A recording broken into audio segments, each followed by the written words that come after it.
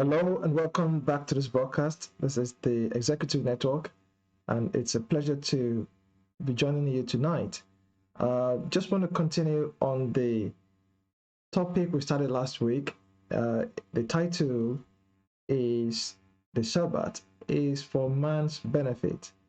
We want to continue on that theme and just keep it very brief again tonight.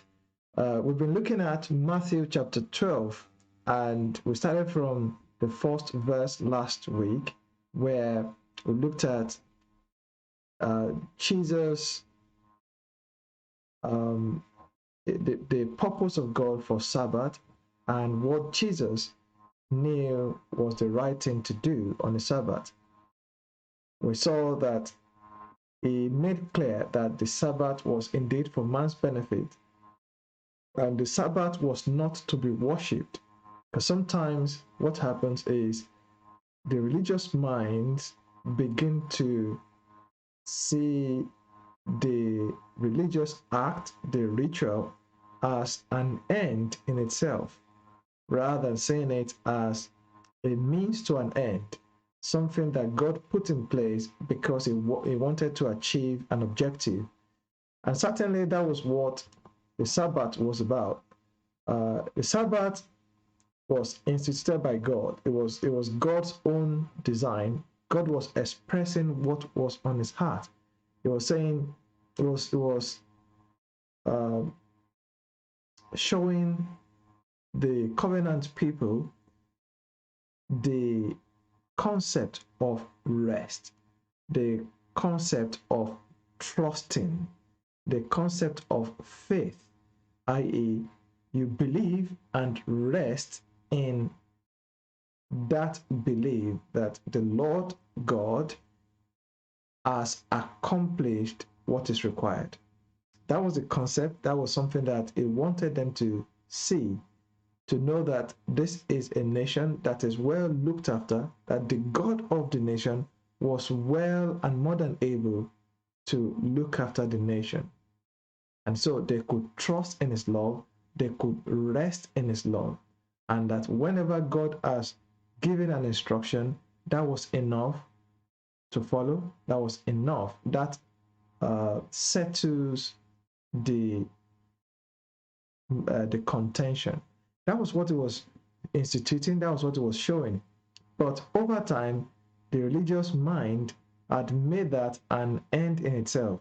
They've turned it into something to worship, just the same way that the temple was already made an end in itself, whereas the idea of putting up a tabernacle or putting up a temple was to institute an idea that when God was thinking of a house for himself, he thought of nothing else other than man's body, and he wanted to live there.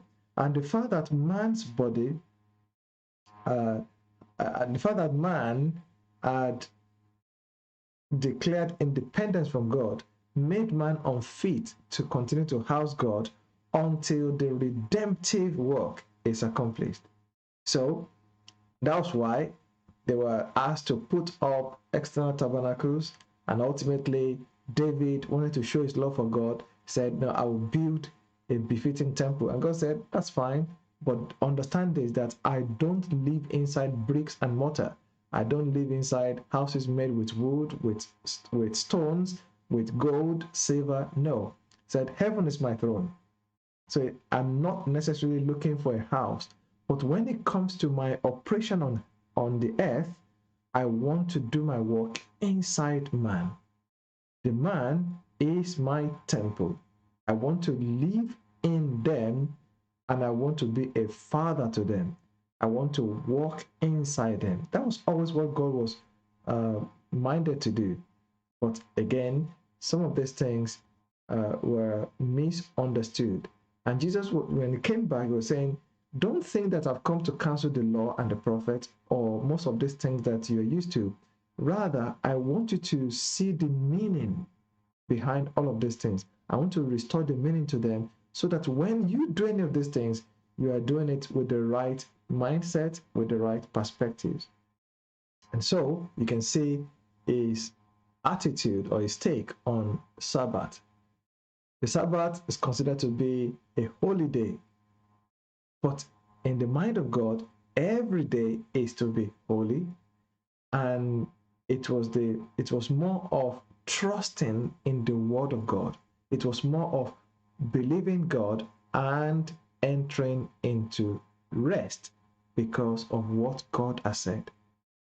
That was what was on God's mind, and it was more than just any particular day of the week. So I'm going to continue on this note and read from verse 9 in the same chapter 12 of Matthew. I'll start. Jesus went from there to their synagogue. In the synagogue, there was a man with a crippled hand. Some Jews were there looking for a reason to accuse Jesus of doing wrong. So they asked him, "Is it right to heal on the Sabbath day?" Now, look at this. They were not interested in the welfare of their fellow human being. He could carry on with his sickness for all they care. He could remain ill, he could remain in pain, they could remain hungry, as long as the religious ritual is observed. So they were not really interested in the human, but in the custom that they had established. They were interested only in traditions and custom, in their own ideas that they've exalted over and above the human beings for whom those things were made. So look at this. They were even going to use the idea of the Sabbath to find a murderous accusation against Jesus. So some Jews were there looking for a reason to accuse Jesus of wrongdoing or of doing wrong. So they asked him, "Is it right to heal on a Sabbath?" So they are questioning the matter of righteousness, they are questioning the matter of health, and their tool to lay the trap was the Sabbath, the idea of the Sabbath day. And this, more than anything, revealed the minds of these people. Because sometimes, let's not think that this was only a weakness or an attribute of the people of that time. We have to be aware that some of the practices in our day are not different. People don't mind using the so-called idea of worship to even find fault with people. That's why sometimes you would see a lot of division, a lot of divisive things. You see a lot of jealousies, envy, fighting, sometimes even in the church. And that's because the activity has been exalted over and above the human for whom or who are carrying out those activities. Sometimes even people wouldn't mind to injure a human being as long as the building is preserved. That the keeping the operations, the religious operations, keeping the things going, keeping the traditions, keeping the custom of the environment seem to be more important than the human. And sometimes keeping with the style, it seems to be more important than the substance of the activity itself. So let's not quickly point a finger at the people of this time thinking, "Oh, look at them. They were so difficult to deal with." No, this is also happening in a day, except that it's taking many different forms. A good example would be if people are used to doing things in a certain way and someone presents an idea that is beneficial to the people, The religious mind prefers to say, this is how we do our thing, and you're not going to change it. We don't want your idea. Keep that to yourself. We will stick with our, this is our way of doing things, and we want to keep it that way. Even if that isn't necessarily producing any beneficial result to the people. But let me leave that alone. So the question they were asking was, is it right to heal on the Sabbath day? Look at that question. Anyone in his right mind with compassion in the heart, with kindness, with a merciful heart, wouldn't even ask that question. And that was why last week we saw where Jesus asked the question. He said, the scriptures say, I don't want animal sacrifices. Now, the people of this time preferred animal sacrifices. In fact, the leaders of the group loved it because it was good business. Someone will have been authorized to be supplying the animals to sacrifice. And of course, there was also people who would change the money just in case there was a traveler, maybe from Greece or some other territories who had come to town and needed to exchange money into the local currency. So that period, you will know that exchange rate will be inflated. So the exchange rate will be jacked up so that the profit could be maximized, and they will sell. They will say, look, this is the finest sheep that you can buy. Someone will say, this is the finest bullock, is only a year old. You see so and so worship enterprises, and you see all of those things. And Jesus was pointing them back to scriptures, said, I don't want animal sacrifices. Well, that sounds like you're spoiling business. Look at what Jesus said. He said, I want you to show kindness to people. I want you to show kindness to people. It's not the sacrifice I'm after. I want you to show kindness. He said, you don't really know what that means. Because if you understood it, you would not judge those who have done nothing wrong. So you can see the challenge here is about, you are doing the wrong thing. They wanted to say, Jesus, you are doing the wrong thing. You are breaking the Sabbath, and we're going to bring down the harshest punishment possible upon you. So it was just after that episode that they were asking this, is it right to heal on the Sabbath? Now, let's look at Jesus' response. Jesus answered, if any of you has a sheep and it falls into a ditch on the Sabbath day, you will take the sheep and help it out of the ditch? That is, won't you do that?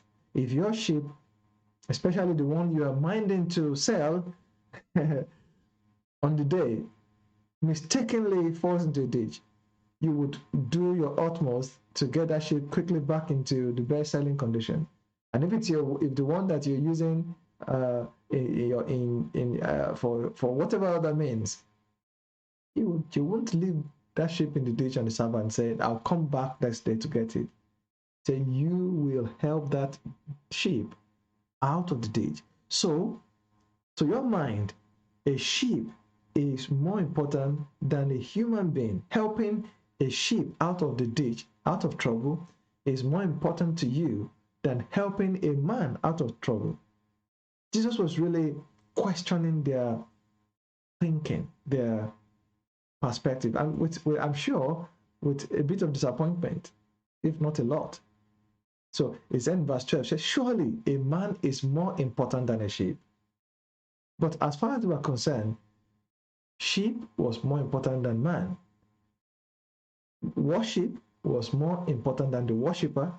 And in fact, it was only an excuse in their mind to pretend as if worship was the one being worshipped, God, was more important than worship. No, apparently in their mind, worship was more important than the people and was more important than God.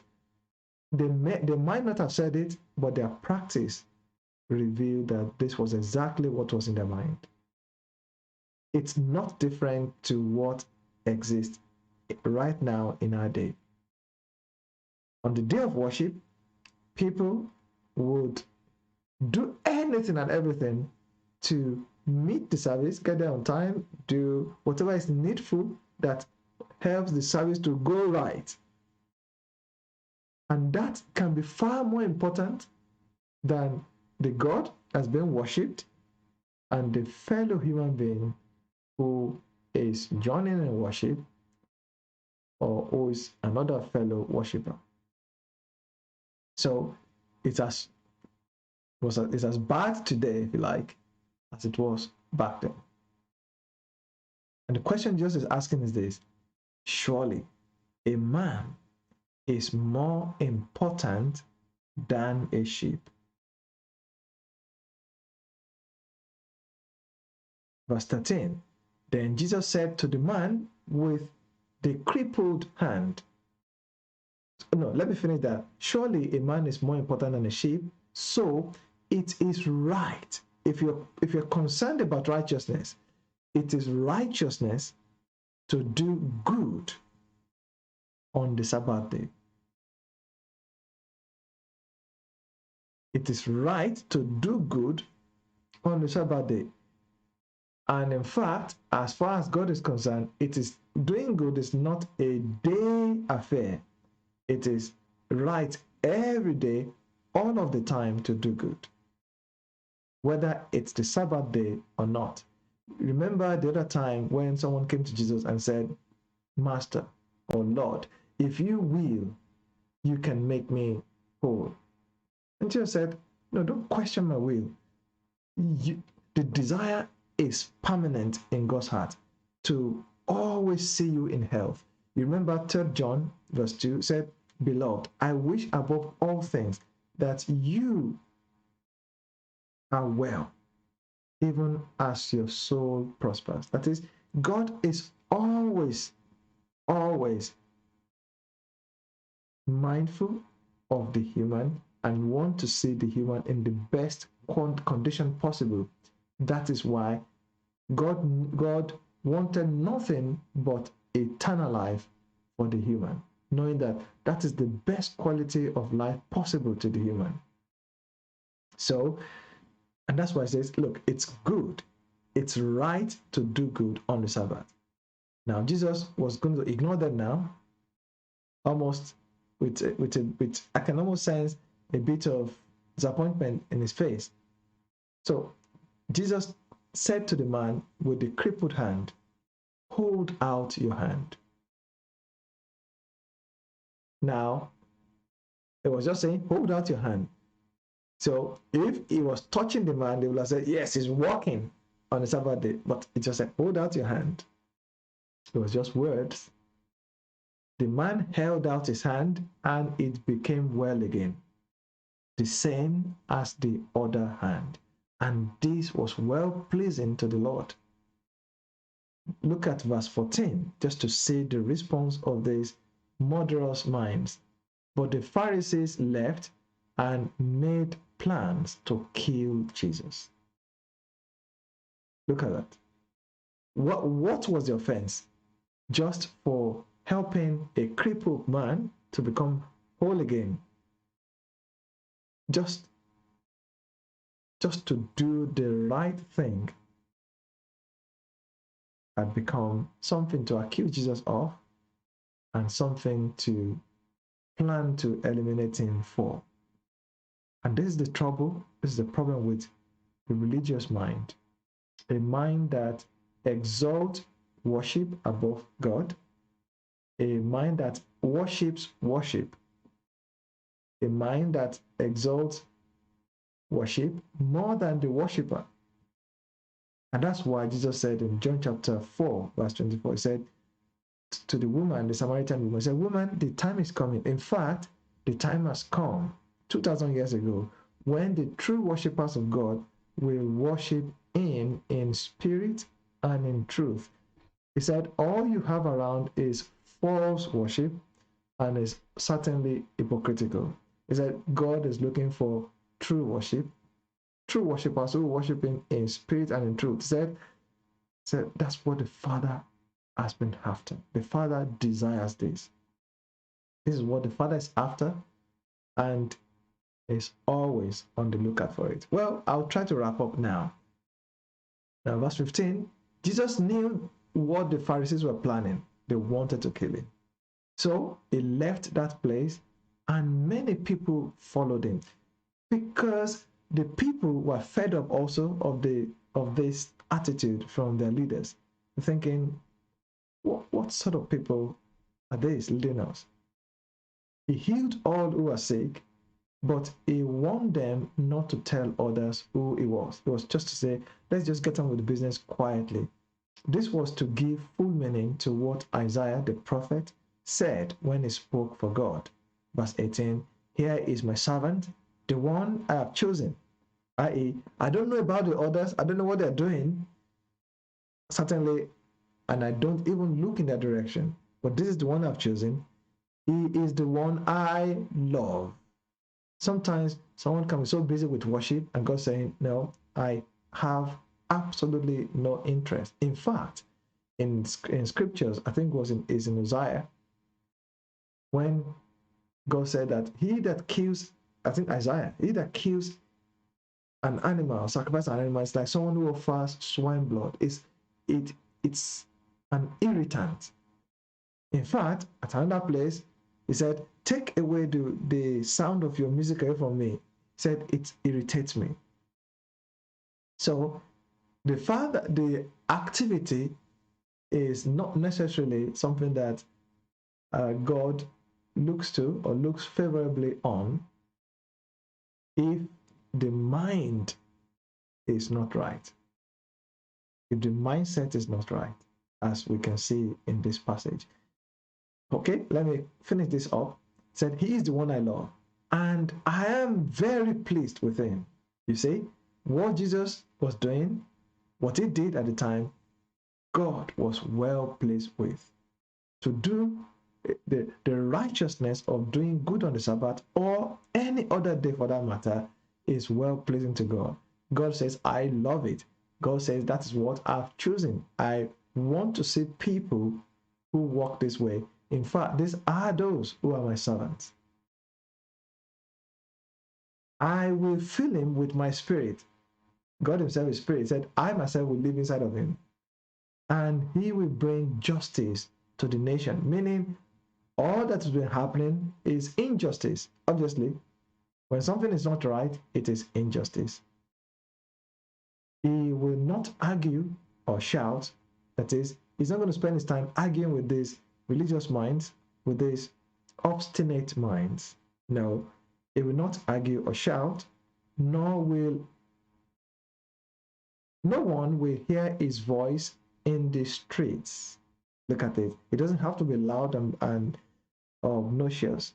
No, that it will not break off even a bent stem of grass. Gentle, kind, it will not put out even the weakest flame. That talks about gentleness, talks about kindness, talks about compassion. He will not give up until he has made justice victorious. He is going to be tenacious nonetheless. Being gentle, being kind is not weakness. It says he will be tenacious, he will follow through. He will ensure that justice has its day. All people will hope in him. And you can see, I'll read verse 15 again just to show how this is being fulfilled. Jesus knew what the Pharisees were planning, so he left that place and many people followed him.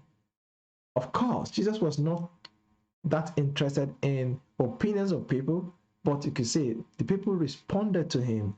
He healed all who were sick because that was what was right to do for them. That was justice for them. But if he wanted them not to tell others who he was. That is, this is not about showing off. This is not a public announcement. This is not for publicity. No, it was just doing what was right for the human.